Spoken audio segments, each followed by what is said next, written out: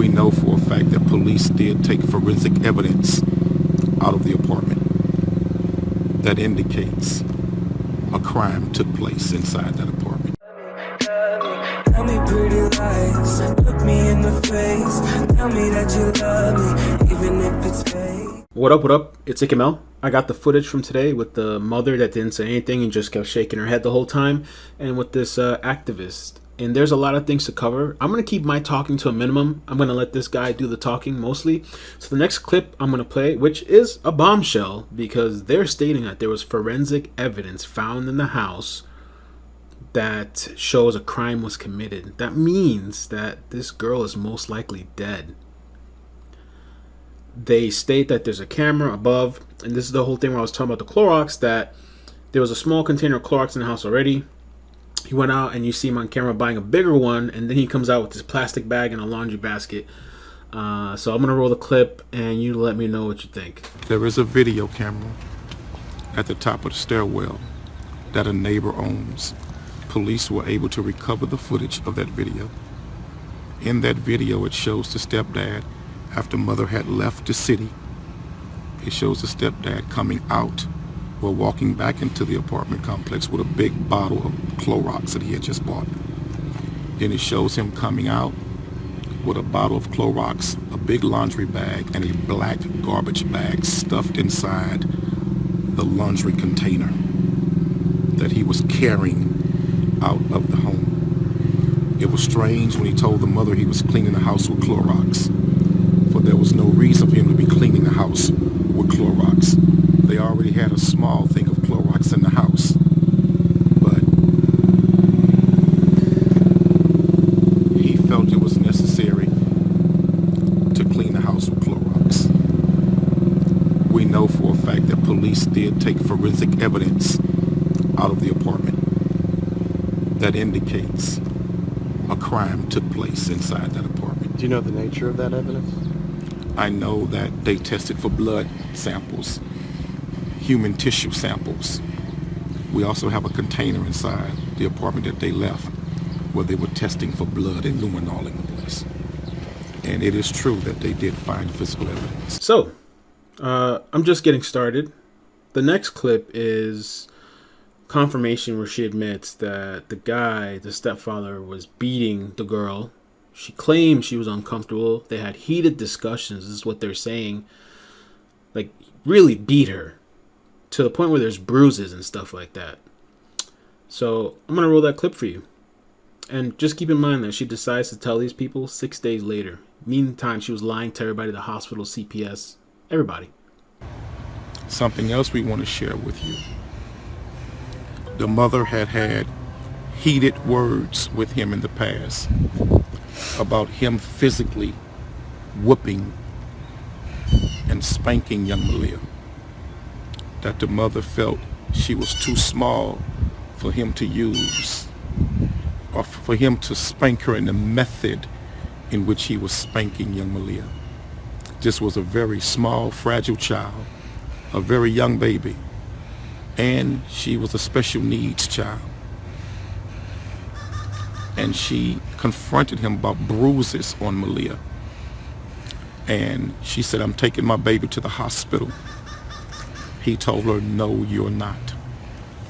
That I'm not going down for this."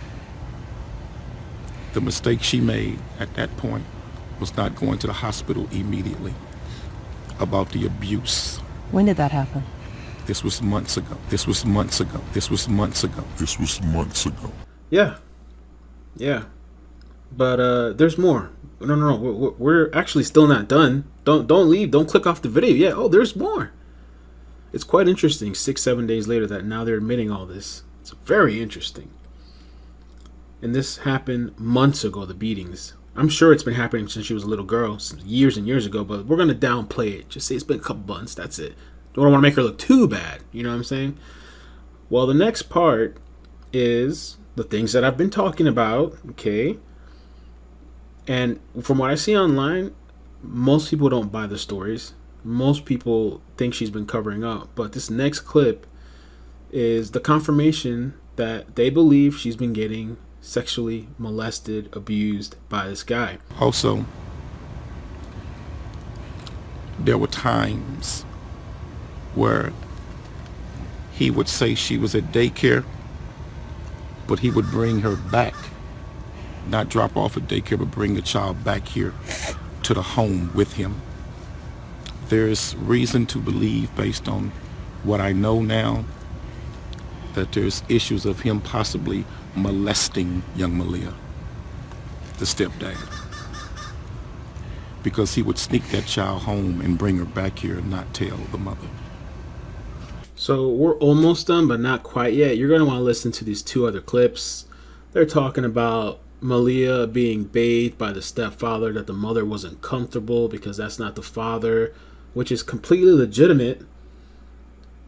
And I guess she did nothing about it, just like every single thing else. And when the reporter asks, well, why didn't you report this sooner? This was crucial. This is critical.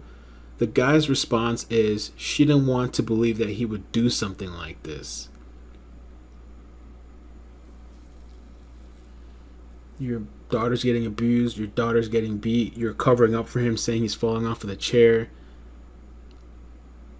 I mean, there's just so much to this. You really expect people to believe that you just didn't want to think he would do this? That's literally what they said. Oh, and she doesn't say one word through this whole thing. She just keeps her head down like this. She also confronted him about bathing Maleah. He would bathe Maleah, which was inappropriate. That's not his daughter. That's not his child. There was no need for him to be bathing her. There's a lot that the mother needs to share with law enforcement that she has not shared with law enforcement. Why did she keep these facts a secret when it was so critical to the investigation? The mother did not want to believe by any stretch of the imagination that this man was capable of what is obvious that is taking place here. So they're basically confirming and telling us that this little girl is dead, has to be dead, okay? And the final clip that I want to roll for you, because I organized this for you in a certain way, because this is the whole reason that the mother finally had to put a stop to all this, that the reason the mother finally was done with everything. She was okay with the daughter getting abused, the daycare stuff, getting beat, getting head surgery, lacerations, half her skull off. Mom has no problem with that. But the final thing that really did it for the mother, this was the stopping point. This was ridiculous. Check it out. That she had discovered these pictures of him sending penis shots to another man. And he kept trying to get her to call him back. He kept trying to get her to respond. And she would not respond. She told him that she was giving back his ring and that she was not going to marry him. And I believe that caused him to snap in anger against young Maleah. So that's it. I'll end off the video on that. She was okay with everything else. Daughter disappearing, head lacerations, everything possible in the book, the daycare stuff, the baths, the beatings. Mommy was okay with all that. Mommy finally put her foot down. She was okay with the beatings, like you said, like they said months ago, the beatings were fine. Once she found out about some pictures and the phone, that's when she's like, hey, here's my ring. I'm done with this. Everything else is fine, but once you cross that line of the picture, forget my daughter. That's nothing. I mean, it's incredible. I'm going to post this in the morning. I'm really tired. Friday nights are not a good night for me to post, so early morning I'll post this. Thank you guys for watching. This is, I don't even have words. It's sick. And it's honestly, it should be an embarrassment, but these people have no soul. So there's no embarrassment. There's just these fake fronts of trying to present themselves and trying to get sympathy and trying to weasel their way out of responsibility. Have a good night or morning. Peace.